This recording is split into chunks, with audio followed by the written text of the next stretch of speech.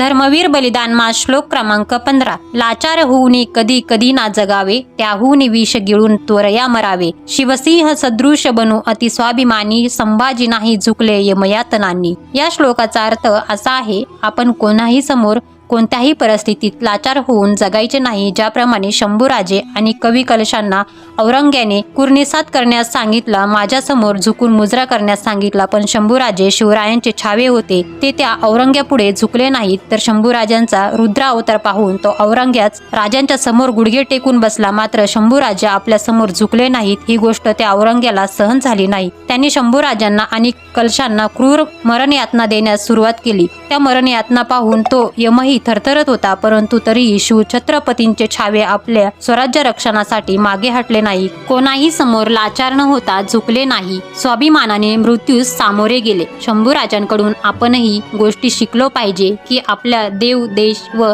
स्वराज्य धर्माप्रती असणारा आपला स्वाभिमान साक्षात मृत्यू जरी समोर आला तरी सोडायचा नाही। जर कोणी आपणास लाचार होऊन जगण्यास सांगत असेल तर त्या क्षणी विष गिळून आपण मेले पाहिजे, कारण शिवछत्रपतींनी आणि शंभूराजांनी आपल्याला सांगितलंय की एखाद्या वेळेस मृत्यूला जवळ करा, पण लाचारी शरणागतीला नाही। जय जिजाऊ, जय शिवराय, जय शंभूराजे।